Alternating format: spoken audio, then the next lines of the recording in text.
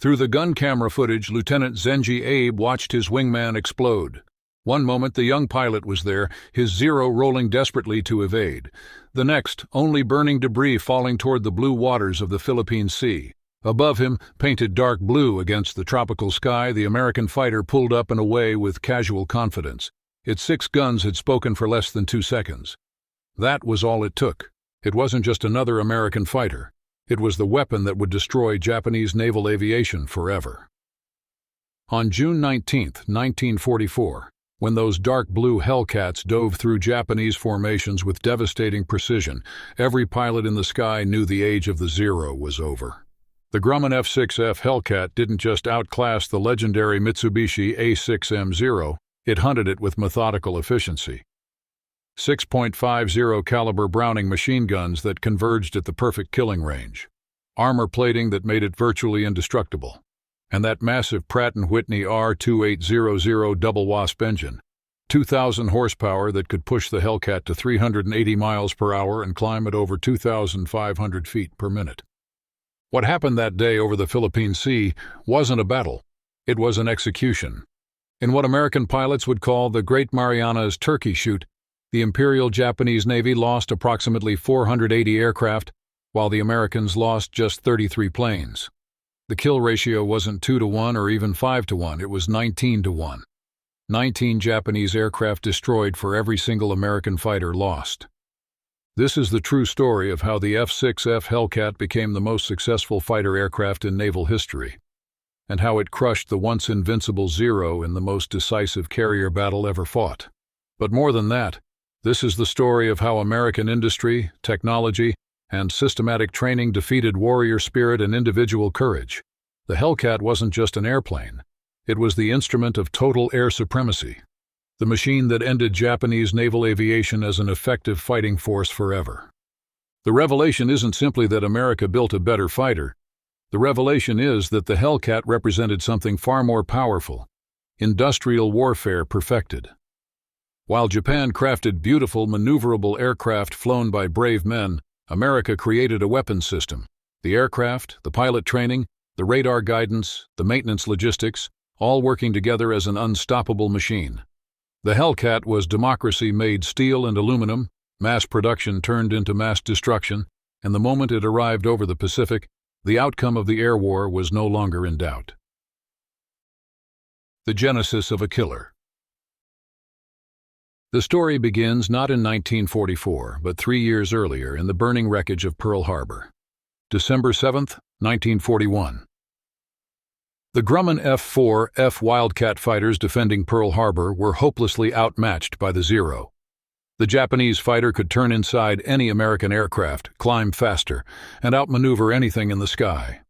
American pilots watched their friends die, their bullets seemingly bouncing off the nimble Zeros while a single burst from Japanese guns sent Wildcats spinning into the ocean. But even in defeat, American pilots were learning. They noted everything. The Zero couldn't dive as fast as American fighters. It couldn't take damage. One good burst, and it burst into flames. At high speeds, its controls became heavy and unresponsive. The Zero was a brilliant design optimized for turn fighting, but it had weaknesses. American engineers just needed time to exploit them. In Bethpage, Long Island, the Grumman Corporation was already at work. Founded by Leroy Grumman in 1929, the company had built a reputation for tough, reliable naval aircraft. Their F4F Wildcat was keeping American pilots alive, barely, through sheer ruggedness. But Grumman's engineers knew they needed something more, not just a better Wildcat, but a Zero killer. The Navy's requirements were brutally simple. The new fighter had to be faster than the Zero at all altitudes. It had to be able to dive away from any engagement. It had to carry heavy armament, 6.50 caliber machine guns minimum. It had to have armor protection for the pilot, self-sealing fuel tanks, reliable engine. And it had to operate from aircraft carriers, which meant folding wings, catapult launch capability, and a resting hook. Oh, and one more thing. They needed it in volume. Thousands of them. Mass production was not an afterthought, it was a primary design requirement. What Grumman created was the XF6F1, which first flew on June 26, 1942. But even before the prototype took to the air, The Battle of Midway had given American engineers even more intelligence on the Zero's weaknesses. Combat reports flooded in. The Zero's superiority was real, but not insurmountable. American pilots were developing tactics. Never turn with a Zero. Always fight with speed and altitude advantage. Use diving attacks and never get slow. The Hellcat would be designed around these tactics. The heart of the beast was the Pratt & Whitney R2800 double wasp engine. This was no ordinary power plant. 18 cylinders arranged in 2 rows of 9, each cylinder displacing 155 cubic inches. Total displacement, 2,804 cubic inches, compared to the Zero's 1,560 cubic inches. The R2800 produced 2,000 horsepower at takeoff, and with water injection for combat emergency power, it could push 2,200 horsepower. Numbers like these sound abstract until you understand what they meant in combat. That extra horsepower translated into climb rate. The Hellcat could climb at 2,500 feet per minute at sea level. At 20,000 feet, where much of the combat took place, it could still climb at 2,000 feet per minute. The Zero, meanwhile, managed perhaps 1,500 feet per minute at 20,000 feet, and that rate decreased rapidly with altitude as its smaller engine gasped for air. The power meant speed. The F6F-3 could hit 376 miles per hour at 17,300 feet. The Zero topped out around 331 miles per hour. That 45 miles per hour difference was life or death. If a Hellcat pilot found himself in trouble, he could dive away, and no Zero could catch him. If a Zero pilot found himself pursued, he had nowhere to run. But speed alone didn't make the Hellcat deadly. Protection did. The Hellcat's pilot sat in a fortress. Behind him, a steel armor plate thick enough to stop 20mm cannon shells.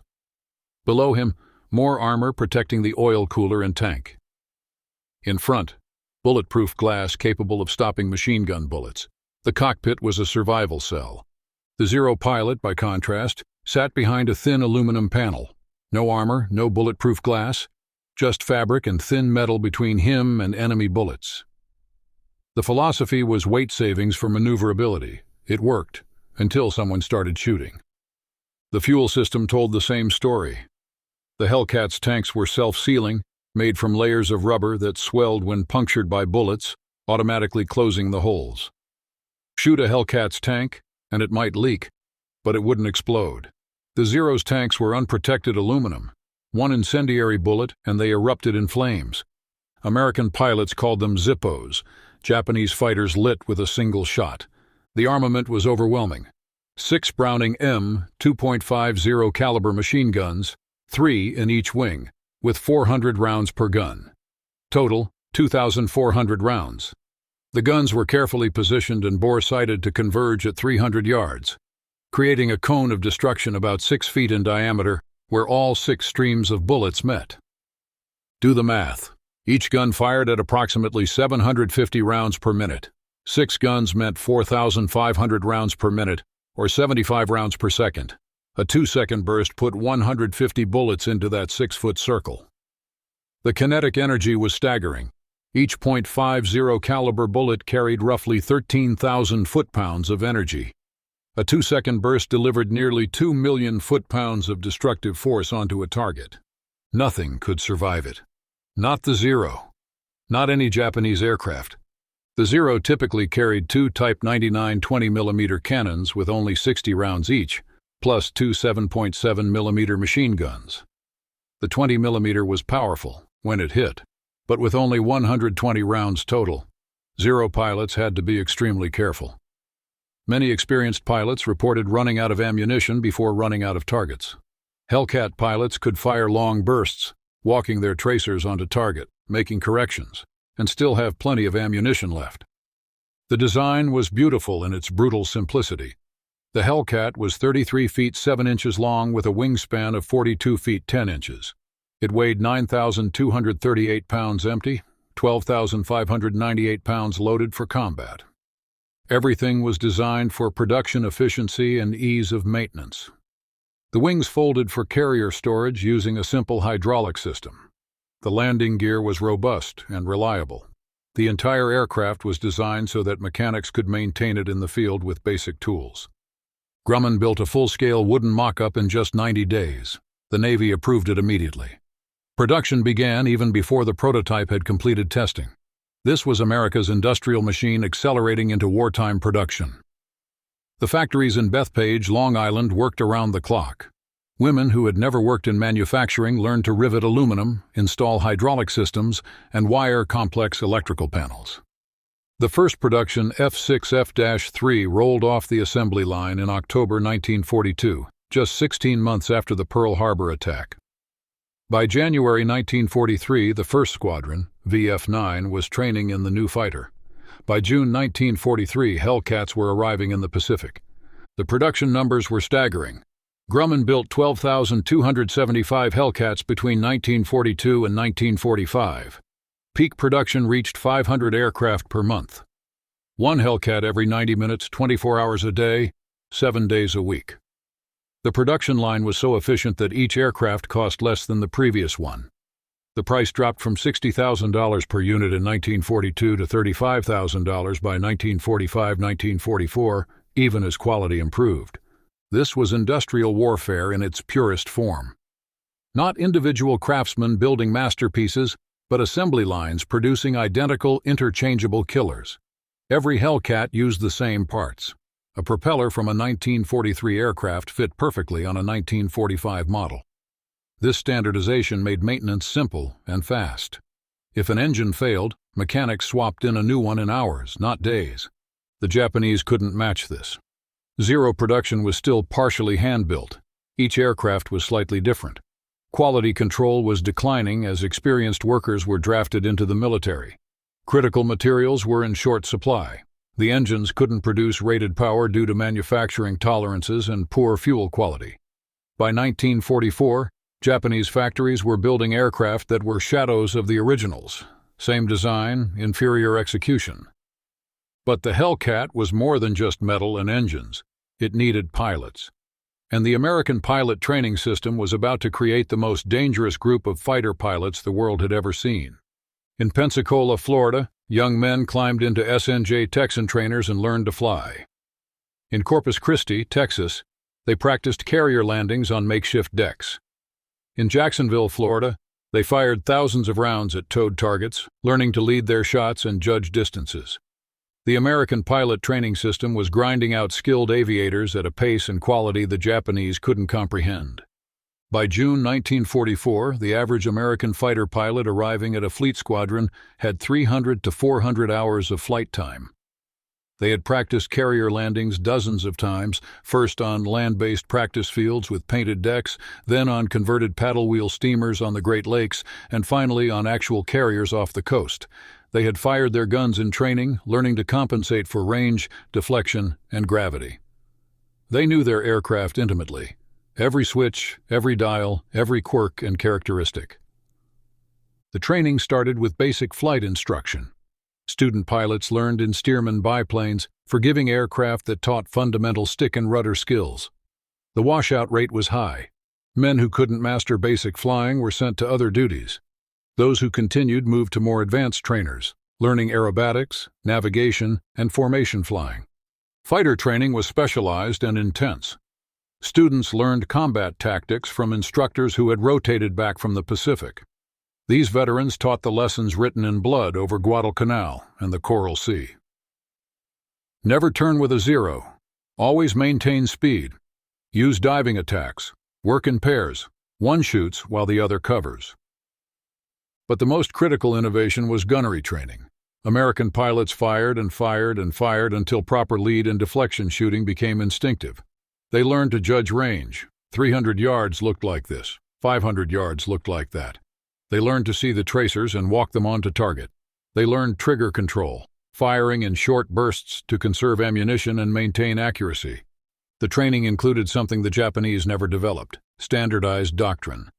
Every American pilot learned the same tactics, the same radio procedures, the same hand signals. They could drop into any squadron and immediately fit in. The Thach Weave, developed by Lieutenant Commander John S. Jimmy. Thach, early in the war, was taught to every fighter pilot. Two aircraft working together, weaving in and out, covering each other's tails, creating a defensive trap that any Zero attempting to attack would fly into the other's guns. By the time a pilot reached a fleet squadron, he was competent and confident. Not cocky, the training included enough failures and close calls to beat that out of them, but confident in their skills, their aircraft, and their training. Compare this to Japanese training by 1944, where once the Imperial Japanese Navy produced pilots with 500-plus hours of training and hundreds of hours of flight time before their first combat mission. By mid-1944, they were sending boys into battle with 50 to 100 hours total time. Some had never fired their guns in training due to ammunition shortages. Many had never practiced carrier landings on an actual carrier. They were thrown into combat and expected to learn by surviving. The Japanese rotation system compounded the problem. Where Americans rotated experienced pilots home to train new ones, institutionalizing their combat knowledge, the Japanese kept their veterans in combat until they died. By June 1944, almost all the Pearl Harbor and Midway veterans were dead. The few survivors, like Zenji Abe, were overwhelmed, trying to lead inexperienced pilots against superior American forces. The mathematics were brutal. A pilot with 50 hours of training against one with 400 hours wasn't just outmatched 8-1. The experienced pilot had practiced emergency procedures hundreds of times, had fired his guns until aiming was reflexive, had carrier landed so often it was routine. The inexperienced pilot was still thinking about every control input, still learning his aircraft, still figuring out basic combat tactics. And they were flying inferior aircraft against superior ones. The American commanders understood this advantage and built tactics around it. Admiral Mark Mitscher, commanding Task Force 58, was himself a pioneer aviator who understood fighter operations intimately. He gave his fighter directors, the officers controlling the combat air patrol from radar-equipped combat information centers, unprecedented authority to position fighters for maximum effectiveness. The fighter direction system was revolutionary. In each carrier's darkened combat information center, trained specialists watched radar screens that showed the entire tactical picture. The SK and SK-2 radar systems could detect aircraft at 150 miles, giving 30 to 40 minutes warning of incoming raids. Fighter directors could see everything: friendly aircraft positions, incoming enemy raids, altitude, speed, bearing.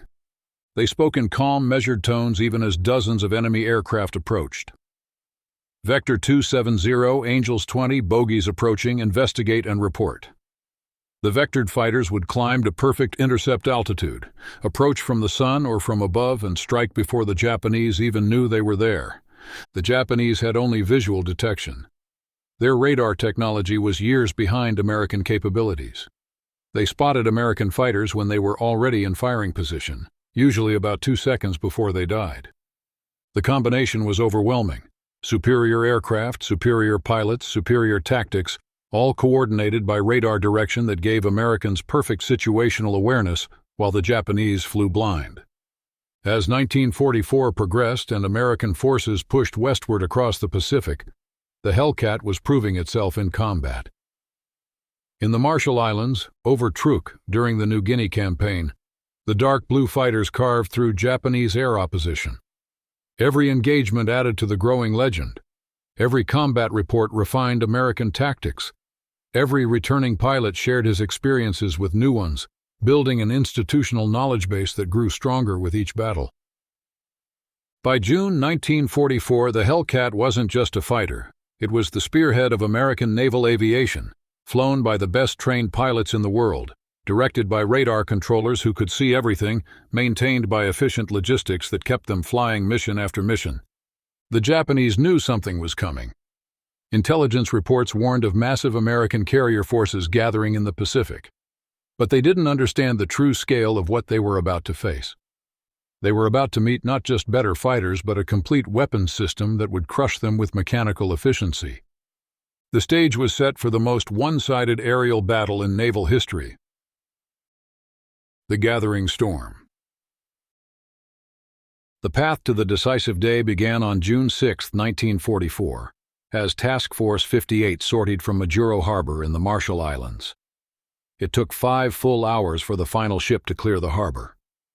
The largest carrier force ever assembled was heading for the Marianas. Vice Admiral Mark A. Mitscher, the wizened pioneer aviator who had been flying since 1915, commanded this massive armada from his flagship USS Lexington. At 57, Mitscher looked older, his face weathered by wind and sun, his eyes perpetually squinted from years of staring into bright skies. He wore a long-billed fishing cap instead of regulation headgear, and he spoke in a soft Virginia drawl that masked one of the sharpest tactical minds in the Navy.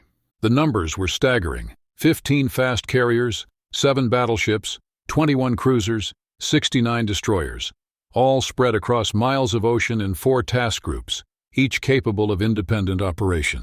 The carriers alone carried 956 aircraft, and 475 of them were F6F Hellcats. Task Group 58.1, under Rear Admiral J. Jocko Clark aboard USS Hornet, included Yorktown, Belleau Wood, and Baton. Clark was aggressive, sometimes recklessly so, a half-Cherokee from Oklahoma who fought carriers like a brawler. Task Group 58.2, commanded by Rear Admiral A.E. Montgomery from USS Bunker Hill, included Wasp, Monterey, and Cabot. Montgomery was steady, methodical, a by-the-book officer who nonetheless understood when to break the rules. Task Group 58.3, under Rear Admiral J.W. Reeves aboard USS Enterprise, included Lexington, Princeton, and San Jacinto. Enterprise was the most famous carrier in the Navy, the Big E, survivor of nearly every major Pacific battle. Task Group 58.4, commanded by Rear Admiral W.K. Harrell from USS Essex, included Langley and Cowpens. Essex was the lead ship of the new class of carriers that would dominate the Pacific, larger, faster, better than anything before them.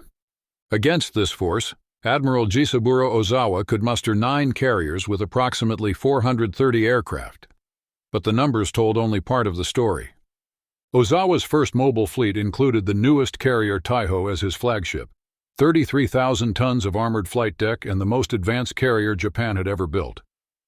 The Pearl Harbor veterans Shokaku and Zuikaku, scarred survivors of nearly 3 years of war. Plus the light carriers Junyo, Hio, Ryuho, Chitose, Chiyoda, and Zuiho. On paper, it looked like a fair fight, 9 carriers against 15. But the aircraft told a different story. Most of Ozawa's 430 aircraft were flown by pilots with less than 100 hours of training. Some had as little as 50 hours total flight time. Many had never fired their guns in training due to ammunition shortages. They were boys in aircraft, not pilots.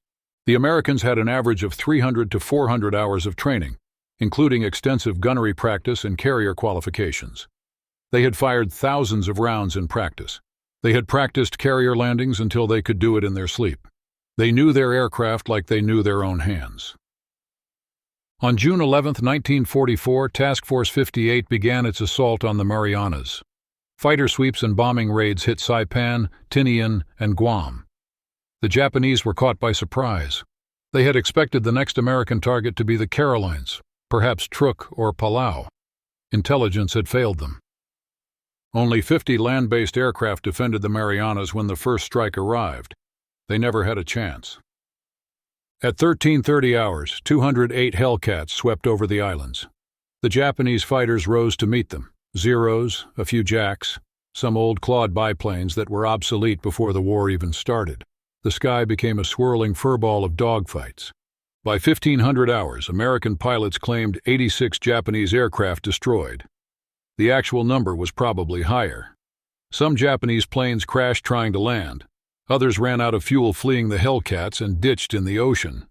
The systematic destruction of Japanese air power in the Marianas had begun. Commander David McCampbell, commanding Air Group 15 from USS Essex, led his squadrons in these preliminary strikes. McCampbell was a 34-year-old Alabama native, a latecomer to combat who had spent the first years of the war in administrative duties. He had joined VF-15 as squadron commander, barely able to qualify in gunnery. His pilots had secretly helped him pass qualification, painting their bullets the same color as his so his target would look more impressive. Now he was about to become the Navy's all-time leading ace. The preliminary strikes continued day after day. June 12th, June 13th, June 14th. The Hellcats hunted over the islands, shooting down any Japanese aircraft that dared take off. The land-based air forces that Ozawa was counting on to supplement his carrier aircraft were being systematically destroyed before the battle even began. On June 15th, American forces landed on Saipan. The battle for the Marianas was joined. And in Tawi-Tawi, in the southern Philippines, Admiral Soemu Toyota, commander-in-chief of the combined fleet, made his decision.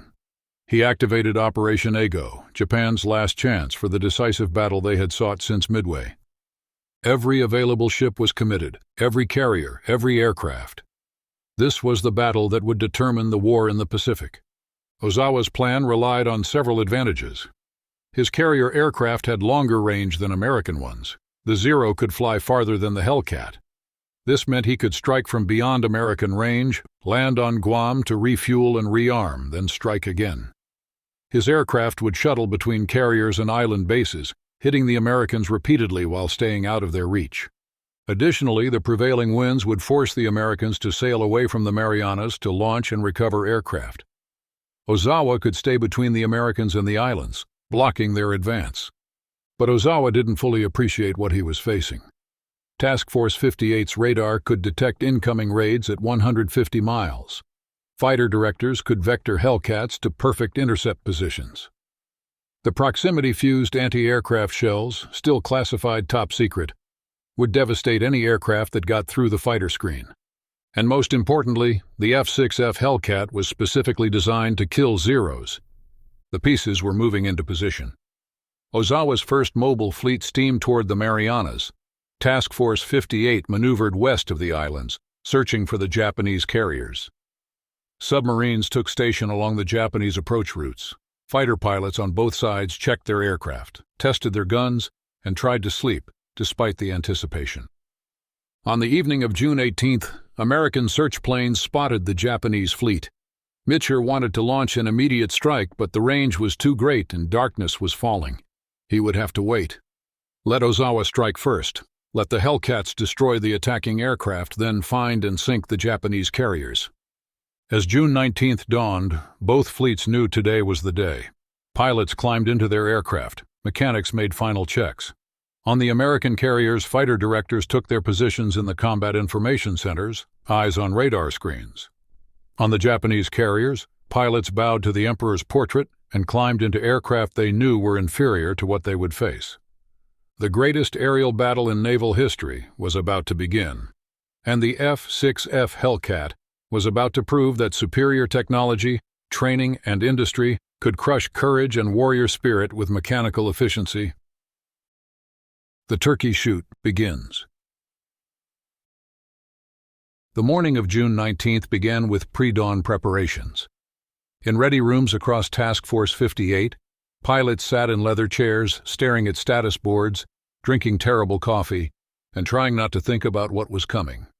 Some wrote letters home. Others played cards. A few tried to sleep. In VF-16's ready room aboard Lexington, Lieutenant Junior Grade Alexander Vraciu checked his plotting board and equipment. Already an ace with 12 victories, Vraciu had spent months as wingman to Edward Butch O'Hare, learning from the Navy's first ace before O'Hare was killed in a night action the previous November. Now flying with VF-16, Vraciu was about to have the most spectacular day of his career. At 0745 hours, the submarine USS Albacore, commanded by Lieutenant Commander James Blanchard, was positioned along the Japanese approach route. Through his periscope, Blanchard spotted the massive Japanese fleet. He maneuvered into attack position, a dangerous game of cat and mouse with Japanese destroyers pinging their sonar all around him. At 0809 hours, Albacore fired 6 torpedoes at what Blanchard identified as a carrier. It was Taiho, Ozawa's flagship, the newest, most advanced carrier in the Japanese fleet. 33,000 tons of armored flight deck, the ship that was supposed to be unsinkable. Above the fleet, Warrant Officer Sakio Komatsu was flying a Zero on combat air patrol. Through the morning haze, he spotted the torpedo wakes racing toward Taiho. Without hesitation, Komatsu pushed his stick forward and dove. His Zero struck the water just ahead of one torpedo, his body and aircraft absorbing the weapon's impact. His sacrifice destroyed one torpedo, but another struck Taiho's forward elevator pit. The explosion seemed minor. The carrier maintained speed and course, Aircraft continued launching for the first attack wave. But below decks, ruptured aviation fuel lines were releasing deadly vapors into the ship. An inexperienced damage control officer trying to clear the fumes made a fatal error. He opened the ventilation system. Instead of venting the gases overboard, it spread them throughout the ship, turning Taiho into a floating bomb. At 0830, radar operators across Task Force 58 detected the first Japanese strike wave. 69 aircraft launched from Ozawa's carriers at maximum range, heading straight for the American fleet. The fighter directors went to work immediately. "Vector 250, Angels 25, bogies approaching," crackled over the radio waves. Hellcats already airborne climbed for altitude advantage. Those on deck scrambled to launch. The well-practiced chaos of combat operations unfolded across 15 carriers. Deck crews pushed aircraft into position. Catapults fired. Fighters clawed for altitude. Commander Charles Brewer, leading VF-15 from Essex, was among the first to spot the incoming raid. "Tally-ho! Bandits bearing 265, distance 40 miles, Angels 18. The professional killing machine of American naval aviation swung into action. Hellcats from multiple carriers converged on the Japanese formation, directed by fighter controllers who could see the entire battle developing on their radar screens. The Japanese pilots maintained tight formation, flying straight and level toward their targets. It was their first and fatal mistake. Lieutenant Commander Paul Bui, commanding VF-16, later described the interception. "They came in perfect formation like they were on parade. Our guys couldn't believe it. They held formation while we shot them to pieces." Commander McCampbell led 12 Hellcats from VF-15 at 25,000 feet when he spotted the enemy formation below. The textbook high-side run: dive from above and behind, use altitude for speed, get in close, shoot, and break away. "I made a modified high-side run," he later wrote in his combat report, "and only my starboard guns fired, which threw me into a violent skid." The guns had jammed, a pilot's nightmare. But McCampbell was a professional. He recharged the guns twice while holding formation. His target, a Judy dive bomber, had pushed over and gained high speed, diving for the American ships. A stern chase ensued. The Hellcat was faster. McCampbell closed the range. 300 yards. 200. His 6 guns converged. He pressed the trigger. The Judy exploded, raining burning debris across the sky. The slaughter had begun. McCampbell destroyed 5 Judy dive bombers in the morning engagement. His wingman, Lieutenant Roy Rushing, shot down 2 more. Across the sky, Hellcats were carving through the Japanese formation like scythes through wheat. Meanwhile, Lieutenant Junior Grade Alexander Vrasiu was having his own problems. His F6F supercharger had malfunctioned, limiting his altitude and speed. Unable to keep up with his squadron at higher altitudes, he led his division back toward the task force, frustrated at missing the action. Then he spotted them. A large formation of Judy dive bombers, perhaps 50 aircraft, heading straight for the American ships at low altitude. They were below the main fight, threading through gaps in the combat air patrol, heading for the carriers. Vrasiu didn't hesitate. He pushed his stick forward and dove. "They were so thick against the water below," Vrasiu later recalled. "I felt like a kid with a plate of cookies, afraid someone else was going to take some, even though I had all I could stuff." What happened next would become legend. Vrasiu positioned himself behind and slightly above the Japanese formation. The Judy dive bombers flew in a loose gaggle, focused on reaching their targets, apparently unaware of the Hellcat diving on them from above. Perfect position, perfect angle. Vrasiu selected his first target, range 300 yards. The Hellcat's gun sight, a gyroscopic computing sight that automatically calculated lead, put the pipper on the Judy's fuselage. Vrasiu pressed the trigger, a 2-second burst, 6 guns converging. The Judy shuddered, smoke poured from its engine, and it fell away burning. 1 down. Vrasiu immediately shifted to the next target.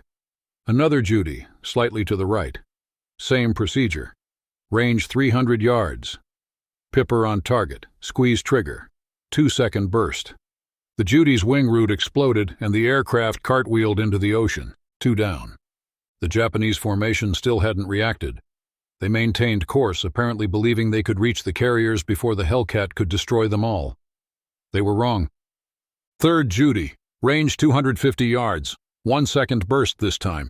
Vrasiu was conserving ammunition now, making every shot count. The Judy exploded spectacularly. Its bomb must have cooked off. 3 down, 4th Judy. The pilot finally saw Vrasiu and tried to maneuver. Too late.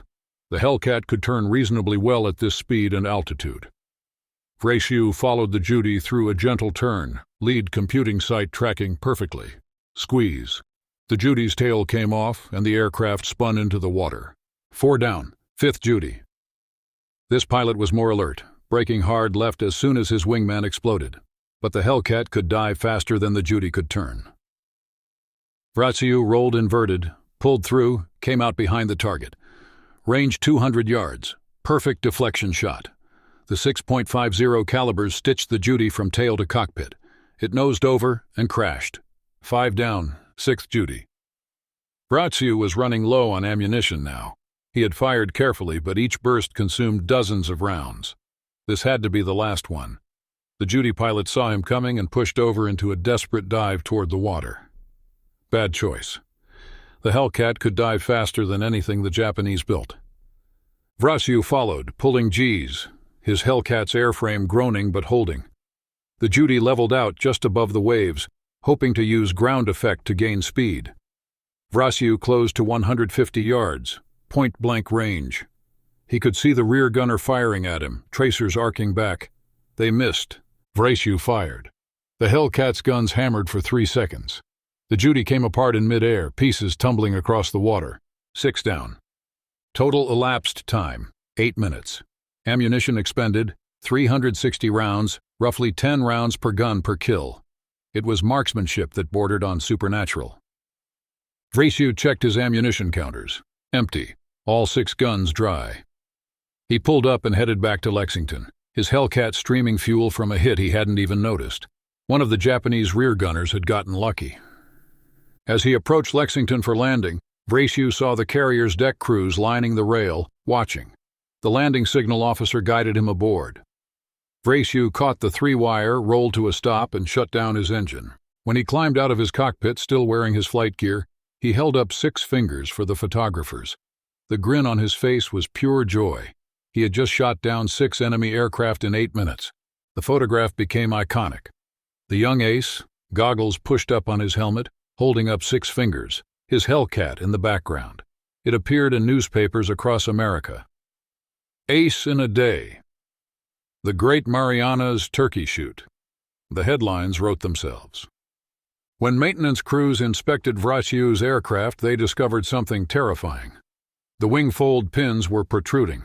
They hadn't been properly secured. He had flown his greatest mission with his wings only partially locked in place. One hard maneuver could have folded them, and he would have tumbled into the ocean. "I never noticed," Vrasiu said later. "I was too busy shooting." The first wave was being annihilated. Of 69 Japanese aircraft, 42 were shot down. The few survivors who returned to their carriers reported scenes of horror. Hellcats everywhere. Coming from above, from the sides, always with superior speed and firepower. The American fighters were unstoppable. At 0900 hours, Ozawa launched the second wave. 128 aircraft, the largest strike of the day. He had received garbled reports from the first wave claiming hits on American carriers. He believed the battle was going well. It wasn't. By now, every Hellcat in Task Force 58 was either airborne or ready to launch. The fighter directors had perfect radar plots of the incoming raid. They vectored fighters to ideal intercept positions. The Japanese flew into a wall of Hellcats positioned at perfect intercept altitudes. Lieutenant Eugene Valencia of VF-9, flying from USS Yorktown, had developed what he called the mowing machine tactic. Working with 3 other pilots, James French, Clinton Smith, and Harris Mitchell, Valencia had created perhaps the deadliest division in naval aviation. They flew in a flexible formation that allowed them to cover each other while maintaining offensive capability. They would later claim 50 victories between them. On June 19th, they were part of the larger defensive effort. Fighting Squadron 1 from Yorktown was having a spectacular day. Led by Commander Bernard Smoke Streen, VF-1 would claim 37 Japanese aircraft destroyed by day's end. Lieutenant Junior Grade George Carr shot down 5 planes, becoming an ace in a single day. The squadron's Hellcats dove from 24,000 feet into masses of Japanese aircraft 10,000 feet below, their 6 guns blazing. The technical superiority of the Hellcat was overwhelming.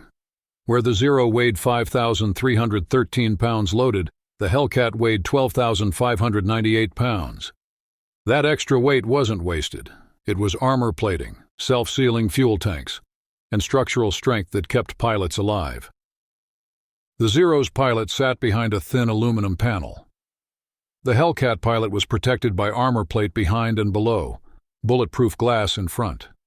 The Zero's fuel tanks would explode from a single incendiary bullet. The Hellcat's tanks would seal themselves using layers of rubber that swelled when punctured. The engine difference was equally decisive. The F6F-3's Pratt & Whitney R2-80010 produced 2,000 horsepower, boosting to 2,200 horsepower with water injection for combat emergency power. The Zero's Nakajima Sakai 21 managed only 1,130 horsepower. This meant the Hellcat could outclimb, outdive, and outrun the Zero at any altitude. At 20,000 feet, where much of the combat took place, the Hellcat could climb at 2,000 feet per minute. The Zero managed perhaps 1,500 feet per minute, and that rate decreased rapidly with altitude. The armament told its own story. The Hellcat's 6.50 caliber Browning M2 machine guns each carried 400 rounds, total 2,400 rounds. The guns were bore-sighted to converge at a specific range, creating a cone of destruction. A 2-second burst put 150 rounds into a 6-foot circle. The Zero typically carried 2 Type 99 20mm cannons with only 60 rounds each, plus 2 7.7mm machine guns. While the 20mm was more powerful per round, the limited ammunition meant Zero pilots had to be extremely careful with their shooting. Hellcat pilots could fire long bursts, walking their tracers onto target. Lieutenant Junior Grade George Carr of VF-1 demonstrated this perfectly during the second wave. He spotted a formation of Zeros approaching from above, trying to bounce the American fighters. But Carr had altitude advantage. He was at 26,000 feet, the Zeros at 24,000. He pushed over into a dive, building speed. The Zeros saw him coming and broke formation, each pilot turning hard to evade. Carr followed one through the turn. The Zero could turn tighter, but it couldn't maintain energy. As it slowed, Carr pulled lead, put his gun sight ahead of the Zero, and fired. The stream of tracers curved through space and intersected with the Zero. It exploded. Carr immediately pulled up, converting his dive speed back into altitude. Another Zero tried to follow, but the Hellcat could zoom climb faster. Carr reversed, dove again, and caught the pursuing Zero from above. Another burst, another kill. 5 times Carr repeated the tactic. Dive, shoot, zoom, reverse, repeat. By the time his ammunition ran out, 5 Zeros had fallen. "It was almost too easy," he said later. "They couldn't catch me in a dive, couldn't follow me in a zoom, and if they turned to fight, they bled energy. The Hellcat gave us every advantage." The second wave was being destroyed. Of 128 Japanese aircraft, approximately 97 were shot down. The survivors scattered, some heading for Guam to land and refuel, others fleeing back toward their carriers. The American fighters pursued, shooting down stragglers until low fuel forced them to return to the task force. The systematic destruction. At 1000 hours, Ozawa launched the third wave, 47 aircraft from his Carrier Division 2, Junyo, Hyo, and Ryuho. These were some of his most experienced pilots, veterans who had survived months of combat. They flew with determination, knowing that Japan's survival depended on breaking through the American defenses. They immediately got lost. The Japanese navigation was poor, and the American task force had maneuvered since the previous waves. The third wave searched for targets, flying in wide circles, burning precious fuel. American radar tracked them the entire time. Fighter directors vectored Hellcats to intercept positions. When the third wave finally located what they thought was the American fleet, it was actually a picket line of battleships and destroyers 30 miles ahead of the carriers. The Japanese attacked anyway, desperate to hit something. They ran into hell, The proximity-fused anti-aircraft shells were still classified top secret. The Japanese had no idea they existed.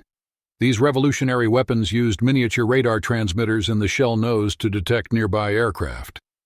When the shell passed within 70 feet of a plane, it detonated automatically, creating a sphere of shrapnel that didn't need a direct hit to be deadly. The third wave flew into a wall of exploding steel. Aircraft disintegrated in midair, torn apart by fragments they never saw coming. Those that survived the anti-aircraft fire met Hellcats vectored perfectly into intercept positions. Lieutenant Zenji Abe, a Pearl Harbor veteran flying from Junyo, was one of the few experienced pilots in this wave. He watched his squadron disintegrate around him. Young pilots, boys really, dying before they could even maneuver to attack. The Hellcats came from above, always from above, diving through at speeds the Zeros couldn't match. Abe tried to organize a defense, but it was hopeless. His radio calls went unanswered. Most of the other pilots had no working radios, or didn't know proper radio procedure, or were already dead. He shot at one Hellcat as it dove past, saw his tracer strike its wing, and watched with horror as the big American fighter simply shrugged off the damage and pulled away. His 20mm had scored multiple hits. On a Zero, those hits would have been catastrophic. The Hellcat didn't even seem to notice. Abe eventually gave up trying to attack and focused on survival. His Zero was more maneuverable, and if he kept turning, the Hellcats couldn't get a good shot. But he also couldn't attack, couldn't help the other pilots, couldn't do anything but survive. His fuel gauge dropped toward empty. The combat had consumed fuel at a terrifying rate. He had no choice. He would have to land on Guam if he wanted to live. He broke away from the battle and headed for the island, flying low over the water, hoping the Hellcats wouldn't follow. They did. 2 Hellcats spotted him and dove in pursuit. Abe pushed his Zero to maximum speed, the engine screaming. The Hellcats were faster, but Abe had a head start. The race was on. He could see Guam ahead. Just a few more minutes. His fuel gauge was touching empty. The engine was overheating. Behind him, the Hellcats were closing, their big engines overpowering his lighter aircraft. Tracers flashed past his wing. Too close. Abe jinked left, then right, making himself a difficult target. The Zero responded instantly to his controls. The Hellcats followed but couldn't quite get the lead they needed for a killing shot. The beach was ahead. The airfield. Almost there. His engine coughed. The fuel was gone. The propeller windmilled as the engine died. Abe had just enough airspeed to glide in. He dropped his landing gear, lined up on the runway, and landed dead stick, the Zero rolling to a stop just as the Hellcats pulled up and circled overhead. When ground crew examined his aircraft, they counted 47 holes. Cannon strikes, machine gun hits, shrapnel from proximity shells. The Zero looked like it had been through a shredder. That it had flown at all was a miracle. "I never saw so many Grummins," Abe told the intelligence officers during debriefing. They were everywhere. And they were invincible. Of the third wave's 47 aircraft, only 7 returned to their carriers. The rest were shot down or forced to land on Guam, where they were destroyed by American fighters later that afternoon when VF-16 swept over the island at low level, strafing anything that moved. At 1100 hours, Ozawa launched the fourth and final wave, 82 aircraft. This was everything he had left. Every operational fighter, every dive bomber, every torpedo plane. He was betting everything on one final strike. They met the same fate as the previous waves.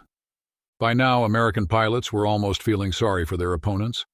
Ensign William Spider Webb of VF-2 later recalled, "They were so green.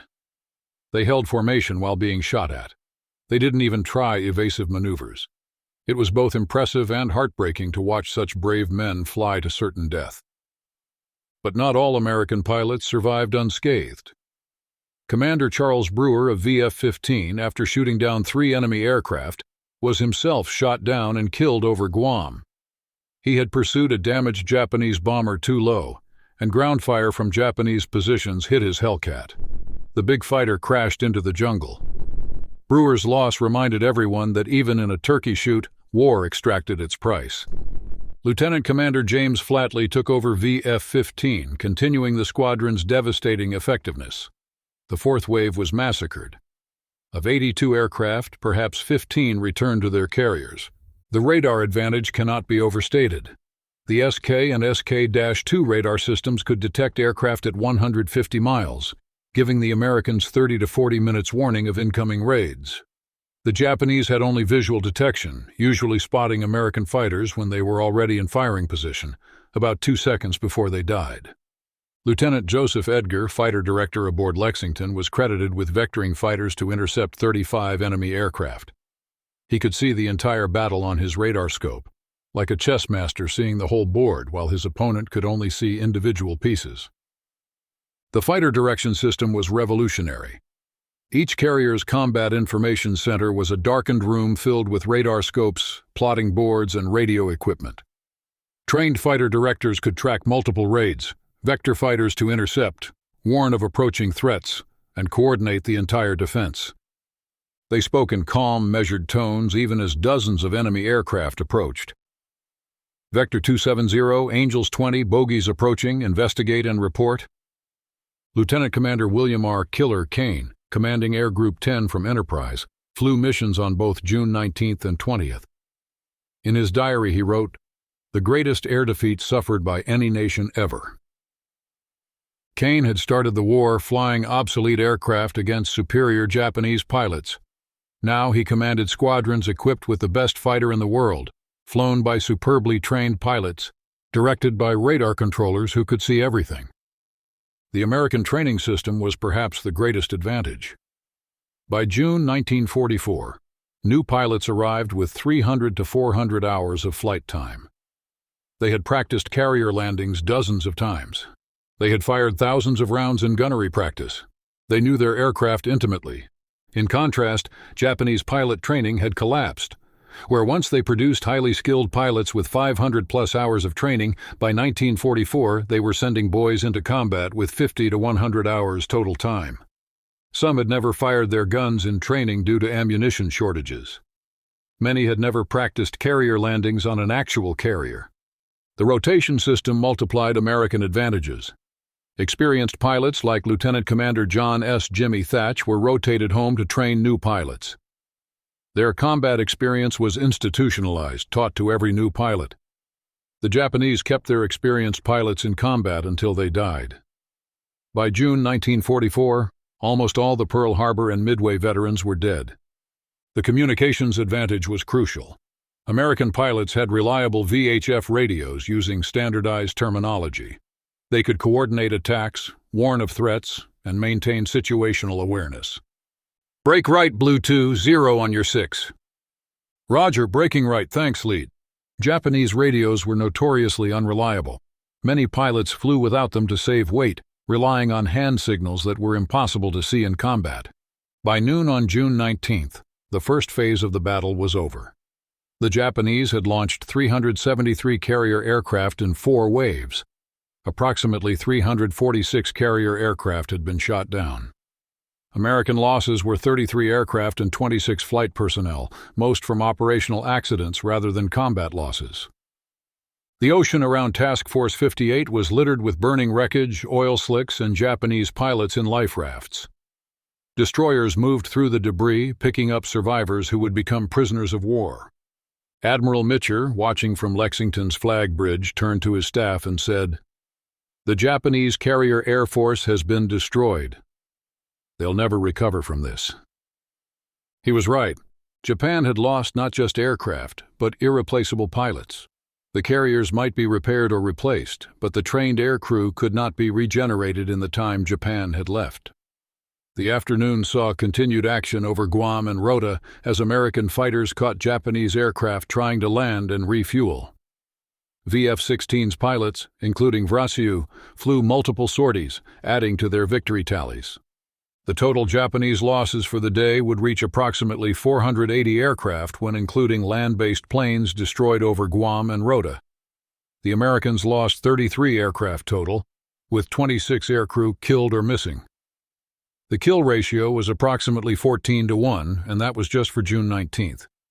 But there was more tragedy waiting beneath the waves.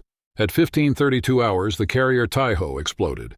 The fuel vapors that had been spreading through the ship since the morning torpedo hit finally found an ignition source. Some accounts say it was a sailor lighting a cigarette. Others claim it was an electrical spark from damaged wiring. Whatever the cause, the result was catastrophic. The explosion ripped Taiho apart from the inside. The armored flight deck, designed to withstand bombs, blew upward like a pressure relief valve. The sides of the hull peeled open. Secondary explosions walked down the length of the ship as aviation fuel ignited. Admiral Ozawa and his staff were evacuated to a destroyer. They watched as Japan's newest, most advanced carrier, the ship that was supposed to be unsinkable, rolled over and sank. 1,650 men went down with her. 2 hours earlier, at 1320 hours, USS Kavala had found the carrier Shokaku. Lieutenant Commander Herman Kostler maneuvered his submarine into perfect position and fired 6 torpedoes. 3 struck home. Shokaku, the Pearl Harbor veteran that had launched strikes against the American fleet on December 7, 1941, went down with heavy loss of life. 2 of Japan's newest and largest carriers were gone, and Ozawa still didn't know the full scale of his defeat. Returning pilots reported shooting down hundreds of American aircraft. They claimed hits on multiple carriers. They painted a picture of victory snatched from the jaws of defeat. Ozawa believed them because he wanted to believe them. The alternative, that his entire air force had been destroyed for almost no result, was too horrible to contemplate. As the sun set on June 19th, the maintenance crews on American carriers worked miracles. Damaged Hellcats were repaired overnight, ready to fly again the next day. The American logistics system delivered fuel, ammunition, and spare parts in enormous quantities. Each carrier had machine shops capable of manufacturing parts. Damaged engines were swapped out in hours. The Japanese, meanwhile, struggled to keep their remaining aircraft operational. They were cannibalizing damaged planes for parts, scrounging for fuel, counting ammunition. Their maintenance crews were exhausted, their equipment worn out, their supply situation desperate. The Hellcats' reliability was a huge advantage. The R-2800 engine was incredibly robust. Hellcats returned with cylinders shot off and still running. The airframe could take tremendous damage and still fly. Pilots pushed their aircraft hard, knowing they could trust them. The Zero, by this point in the war, was suffering from declining manufacturing quality.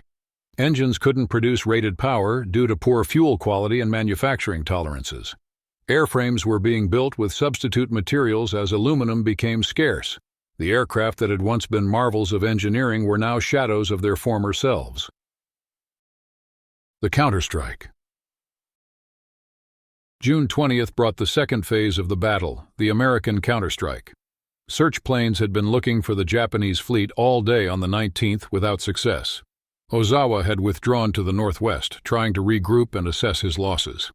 At 1540 hours, Lieutenant Robert Nelson from Enterprise finally found them, 275 miles west of Task Force 58. It was extreme range for American aircraft. Launching so late meant they would return after dark. But Mitscher didn't hesitate. Launch them. The decision was controversial. His staff warned him that losses would be high. Pilots would run out of fuel. Night recoveries on carriers were dangerous even in peacetime. In combat conditions, with battle-damaged aircraft and exhausted pilots, it could be a disaster. Mitscher's response was simple. We came here to kill Japs. This is our chance. At 1624 hours, Task Force 58 began launching 216 aircraft, 85 Hellcats, 77 dive bombers, and 54 torpedo bombers. Every pilot knew the risks. They would be flying to the absolute limit of their range. Many would not have enough fuel to return. But the chance to finish off the Japanese fleet was too good to miss. Lieutenant Commander James Jig Dog Ramage led VB-10's Dauntlesses from Enterprise. As they approached the Japanese fleet at 1840 hours, the sun was already low on the horizon, painting the clouds orange and gold. Below he could see 3 carriers, battleships, cruisers, and destroyers spread across miles of ocean. The few remaining Japanese fighters rose to intercept. Perhaps 25 Zeros and Jacks, all that remained of the 400 aircraft Ozawa had started with 2 days earlier. They were overwhelmed by the escorting Hellcats. Commander McCampbell, leading the escort fighters, shot down 2 more aircraft during the attack, bringing his total for the 2-day battle to 7. His wingman, Roy Rushing, got 1 more. Around them, other Hellcat pilots added to their scores. The Japanese fighters were simply outnumbered and outclassed. The attack was confused but effective. The carrier Hio took multiple bomb and torpedo hits. She listed heavily, fires raging out of control, then capsized and sank. Suikaku, the last survivor of the Pearl Harbor attack force, was heavily damaged. The carriers Junyo and Chiyoda also took damage. The battleship Haruna took a bomb hit. 2 oilers were sunk. But the real drama came on the return flight. As darkness fell, American aircraft began running out of fuel. The radio frequencies filled with desperate calls. "This is Blue 7. Engine quit. Going in. Red 3 ditching. Send help." Pilots watched their fuel gauges drop toward empty, calculating whether they could make it back. Some couldn't. They pushed their aircraft as far as they could, then ditched in the ocean, hoping destroyers would find them before the sharks did. Lieutenant Junior Grade Warren Omark from VT-24 was one of hundreds facing this dilemma. His Avenger torpedo bomber's fuel gauge was on 0. The engine was running on fumes. His crew, radio man and gunner, were silent, watching their pilot work the problem. Omark did the math. They weren't going to make it.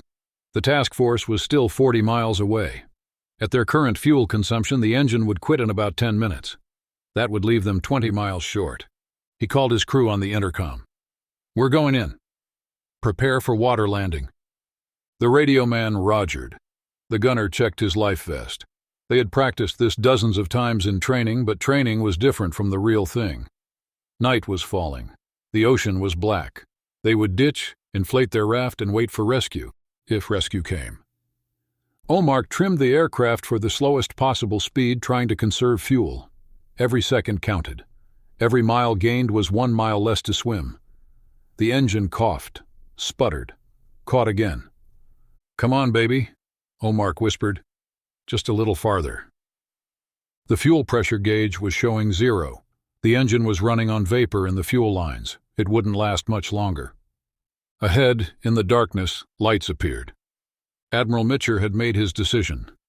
Despite the submarine threat, despite the risk of Japanese night attacks, despite every doctrine and safety regulation, he ordered, "Turn on the lights." Every ship in Task Force 58 illuminated, searchlights pointed skyward, flight deck lights blazing. Even star shells were fired into the air, hanging from parachutes and bathing the fleet in brilliant white light. It was like Times Square in the middle of the Pacific Ocean. Lieutenant Commander John Gray of VF-18 later described the scene. "I was down to fumes when I saw those lights. It was the most beautiful sight of my life. I didn't care which carrier. I just needed a deck. I landed on Yorktown instead of Hornet, but they took me in like I belonged there." Omark's engine quit when he was 5 miles from the nearest carrier. He had just enough altitude to glide in. He dropped his landing gear and flaps, lined up on the deck lights, and prayed. The Avenger dropped toward the carrier's stern. The landing signal officer's paddles guided him in. Omark was gliding, no engine power, committed to the landing. If he missed the wires, he would crash into the barrier or go over the side. The Avenger hit the deck hard, bounced once and caught the 3-wire. The arresting gear yanked the aircraft to a stop. Omark's hands were shaking so badly he could barely shut down the switches. He climbed out, kissed the deck, and thanked God and Admiral Mitscher. The recovery was chaotic. Planes landed on any available deck. Some crashed on landing, blocking flight decks. Others ditched alongside ships when they couldn't find an open deck. Destroyers picked up pilots from the water, their searchlights sweeping the dark ocean for bobbing heads and life rafts. Of the 216 aircraft launched, 80 were lost. But most of the pilots were rescued. The human cost was 49 aircrew killed or missing, still less than the Japanese lost in pilots from just one carrier.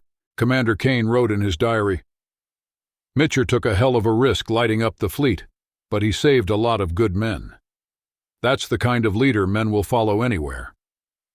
The rescue operations continued through the night and into the next day. Destroyers crisscrossed the ocean searching for downed airmen. Submarines were deployed to act as lifeguard stations. PBY Catalina flying boats searched from the air. One pilot was rescued after 3 days in a life raft. Another was picked up by a Japanese destroyer, became a prisoner of war, and survived until liberation. A third was found by natives on a small island and hidden from the Japanese until American forces recaptured the area weeks later. The Battle of the Philippine Sea was over. In 2 days, the Japanese had lost approximately 600 aircraft, 346 carrier planes on June 19th, another 100 or so on June 20th, plus land-based aircraft destroyed over Guam and Rota. 3 carriers sunk, Taiho, Shokaku, and Hio. 2 oilers sunk. Multiple other ships damaged. More importantly, they had lost nearly all their remaining trained carrier pilots. The cream of Japanese naval aviation was gone, dead or captured or so traumatized they would never be effective again. American losses were 123 aircraft total, 33 on June 19th, 80 on June 20th, mostly from fuel exhaustion. 26 aircrew on June 19th, 49 on June 20th. Total, 75 Americans killed or missing versus several thousand Japanese dead. The kill ratio for air-to-air combat on June 19th was approximately 19-1. 19 Japanese aircraft destroyed for every American fighter lost to enemy action. It was the most one-sided aerial victory in the history of naval warfare. The weapon that ended an empire. The technical specifications that made the Hellcat dominant tell the complete story.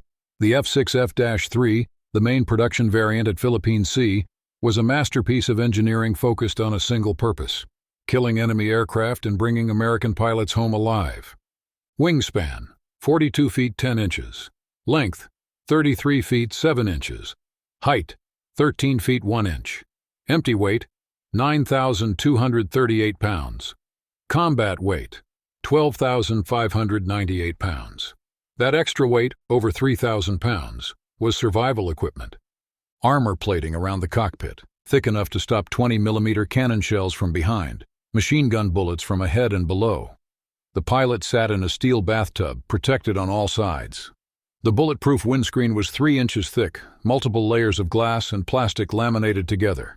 It could stop anything short of a direct hit from a 20mm cannon. The self-sealing fuel tanks were technological marvels. Multiple layers of rubber surrounded the aluminum tank. When a bullet punctured the tank, aviation fuel would contact the rubber, making it swell and seal the hole automatically. The system worked so well that Hellcats routinely returned with dozens of bullet holes in their tanks and only minor fuel leaks. The R2800-10 engine was a masterpiece of reliability and power. 18 cylinders arranged in 2 rows, air-cooled, capable of running with multiple cylinders shot off. The engine could produce 2,000 horsepower continuously, boosting to 2,200 horsepower with water injection for combat emergency power. The water injection system was simple, but effective.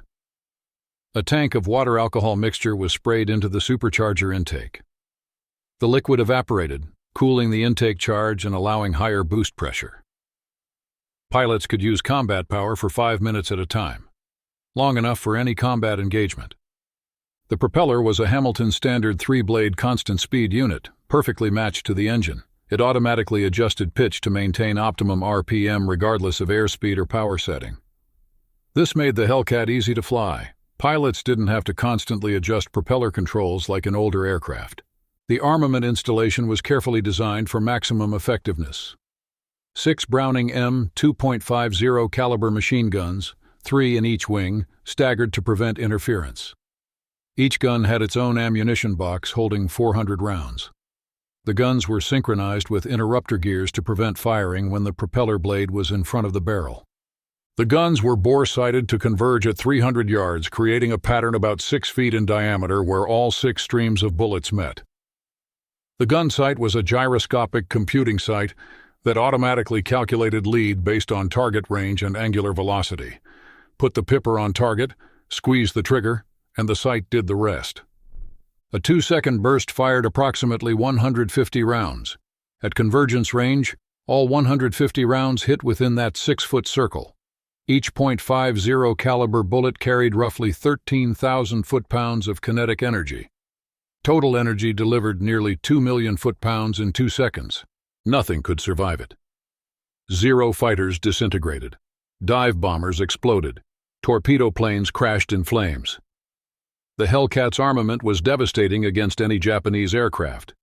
The cockpit was designed by pilots for pilots. The seat was raised, giving excellent visibility in all directions, critical for spotting enemy aircraft before they could attack. The instrument panel was logically arranged with the most important instruments directly in front of the pilot. All controls fell naturally to hand: throttle on the left, stick in the center, rudder pedals at the feet. Unlike the Zero, which required constant adjustment of trim tabs and throttle to maintain level flight, the Hellcat was stable and easy to fly. It would almost fly hands-off once trimmed. This allowed pilots to focus on fighting rather than flying, scanning for enemies instead of watching instruments. The control response was exactly what pilots needed. Lighter than a Corsair, heavier than a Zero. The Hellcat couldn't turn as tightly as a Zero at slow speeds, but it could turn respectably at high speeds, where the Zero's controls became sluggish. The Hellcat could outroll any Japanese fighter, making it deadly in scissors maneuvers. The dive performance was exceptional.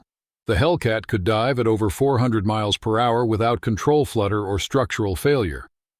This meant American pilots could always escape by diving. No Japanese fighter could follow. And when they pulled out of the dive, the Hellcat's strong airframe handled the G-forces without complaint. The zoom climb capability was perhaps the most valuable characteristic. After a diving attack, the Hellcat could convert that speed back into altitude, zooming up above the slower climbing Japanese fighters. This boom and zoom tactic, dive, attack, zoom away, was the Hellcat's signature move. Production quality was remarkably consistent. Grumman built 12,275 Hellcats between 1942 and 1945, with peak production of 500 per month. Every aircraft was virtually identical, with completely interchangeable parts. A propeller from a 1943 aircraft fit perfectly on a 1945 model. A wing from one Hellcat could be swapped onto another in hours. This standardization made maintenance simple and fast. Mechanics didn't need specialized training for each variant. If an engine failed, they unbolted it, lifted it out with a crane, dropped in a replacement, connected the mounts and fuel lines, and the aircraft was ready to fly.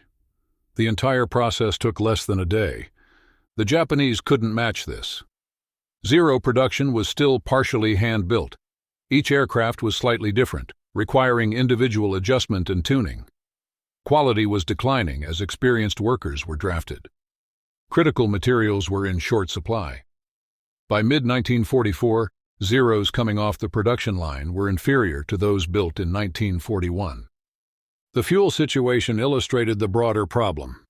American carriers used 100-octane aviation fuel, specially refined for maximum performance. The R2800 engine was designed for this fuel and produced its rated power only with high-octane gas. The Japanese were down to 87-octane fuel by 1944, reducing engine power and increasing mechanical problems. The Nakajima Sakai 21 engine in the Zero was designed for 91-octane fuel but ran on whatever was available. With low-octane fuel, it produced perhaps 900 horsepower instead of the rated 1,130. This made already underpowered Zeros even weaker. American pilots could push their engines to combat power without worry. Japanese pilots risked engine failure if they demanded too much from their worn engines running on poor fuel.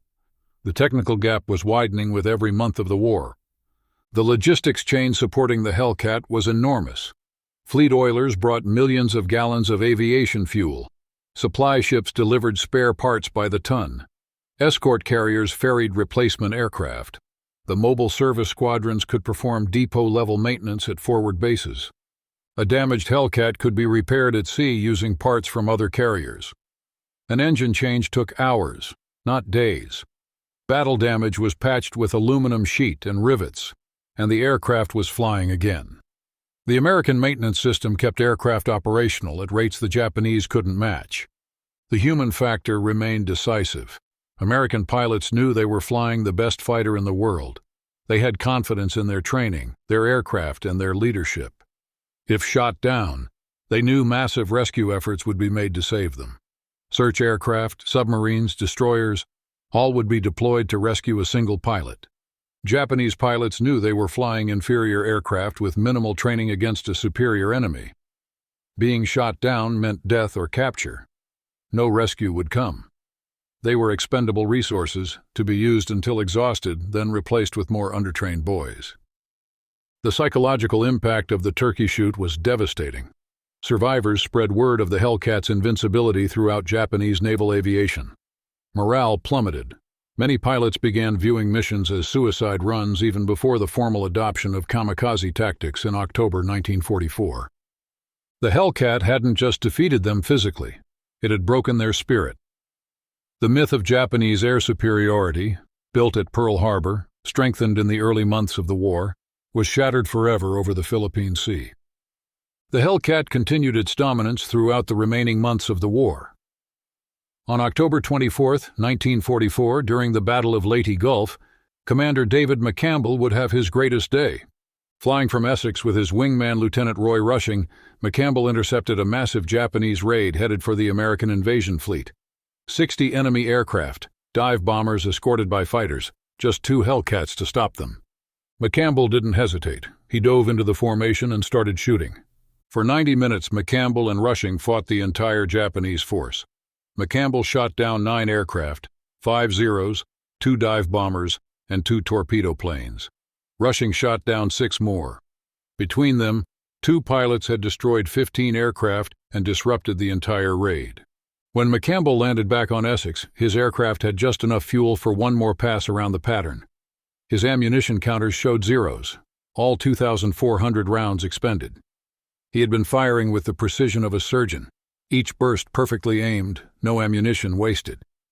9 kills in a single mission set a U.S. Navy record that still stands. McCampbell would finish the war with 34 confirmed victories, all in Hellcats, making him the Navy's all-time leading ace. The Hellcats' combat record was staggering. By war's end, 5,223 enemy aircraft destroyed in air-to-air combat. Only 270 Hellcats lost to enemy aircraft. Kill ratio 19-1, 66,530 combat sorties flown. 6,503 tons of bombs dropped. The Hellcat equipped 75 U.S. Navy fighter squadrons.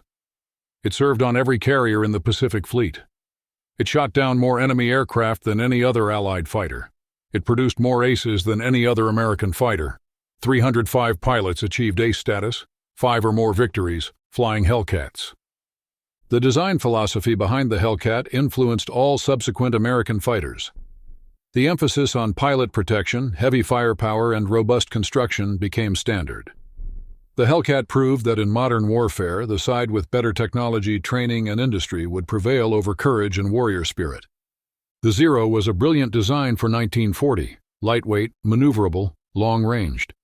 But it was optimized for pre-war concepts of aerial combat, individual duels where maneuverability was paramount. The Hellcat was optimized for industrial warfare. Mass-produced, easy to maintain, flown by well-trained pilots, directed by radar, supported by overwhelming logistics. The Zero was a samurai sword, beautiful, deadly in the right hands, but limited by individual skill. The Hellcat was a machine gun, less elegant but far more effective at the primary mission of destroying enemy aircraft and keeping American pilots alive. The final reckoning.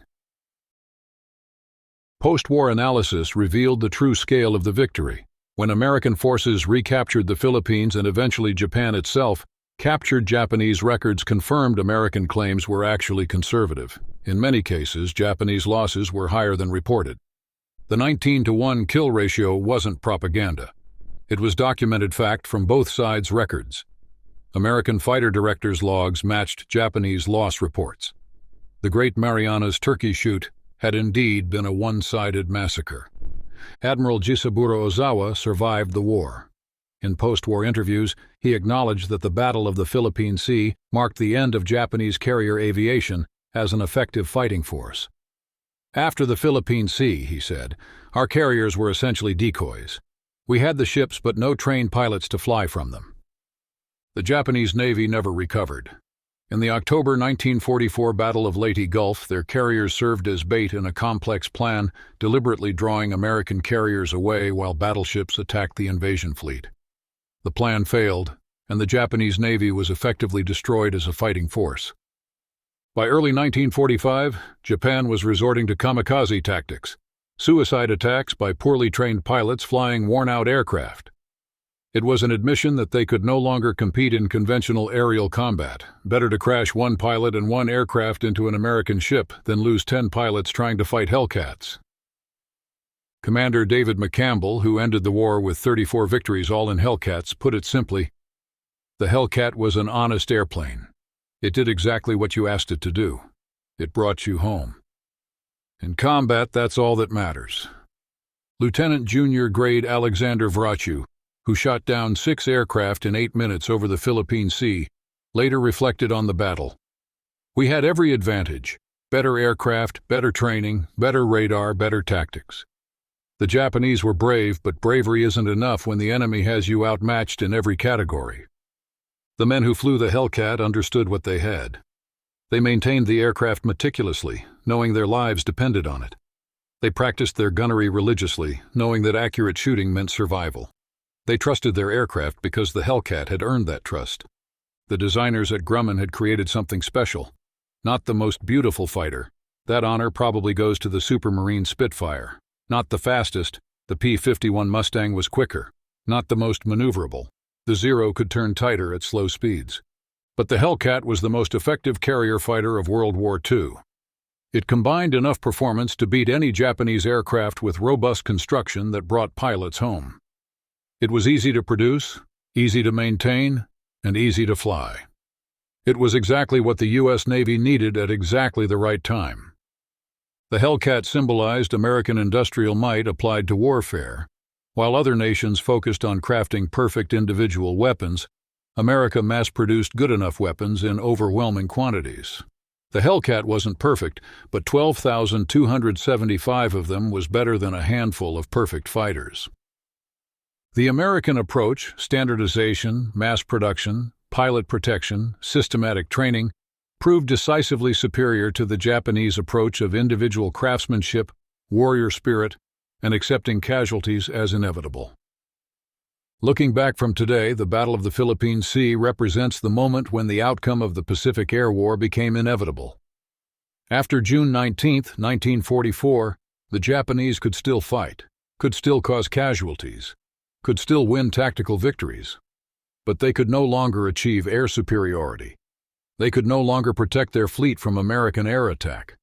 They could no longer stop American advances across the Pacific. The Hellcat had broken their air force. And without air superiority, everything else, their battleships, their armies, their island fortresses, became targets waiting to be destroyed. The legacy of total air supremacy. As the sun set on June 19, 1944, the burning wrecks of Japanese aircraft littered the Philippine Sea. Oil slicks marked where fighters had crashed. Life rafts dotted the water, some carrying survivors, many empty. The ocean that had been a battlefield just hours earlier was now a graveyard. On the carriers of Task Force 58, pilots climbed out of their Hellcats, exhausted but exhilarated. They had just participated in the most one-sided aerial victory in naval history. Ground crews swarmed over the aircraft, counting bullet holes, patching damage, refueling and rearming for the next mission. In the ready rooms, intelligence officers debriefed pilots, tallying victory claims. The numbers seemed impossible. 6 aircraft destroyed by one pilot in 8 minutes. 7 aircraft by another in a single day. Entire squadrons claiming 30, 40, 50 kills. But the gun camera footage confirmed it. The wreckage floating in the ocean confirmed it. The Japanese really had been destroyed that completely. Vice Admiral Mitscher, watching from Lexington's flag bridge, understood what had happened. The Japanese Navy had just lost its primary offensive weapon. Carriers without trained pilots were floating targets. The balance of power in the Pacific had shifted irrevocably. The Hellcat had done this. Not alone, the radar, the fighter directors, the pilot training, the logistics, all contributed. But the Hellcat was the weapon that delivered American air supremacy. The dark blue fighter with the white star had become synonymous with victory in the Pacific sky. The revelation of the Great Marianas Turkey Shoot wasn't just that America won a battle. The revelation was that the Hellcat represented a new kind of warfare, industrial, systematic, overwhelming. Where Japan sent brave men in graceful aircraft to fight individual battles, America sent good pilots in robust aircraft backed by technology, training, and logistics that made victory inevitable. The Hellcat wasn't just better than the Zero. The entire American system, design, production, training, tactics, support, was better than the entire Japanese system. The aircraft was the physical manifestation of that superiority. When Japanese pilots saw those dark blue Hellcats diving from above, they knew they were facing not just an airplane, but the full industrial might of America. They were fighting machine guns with swords, and the outcome was never in doubt. The F6F Hellcat flew its last combat mission in August 1945. By then, it had achieved total air superiority over the Pacific.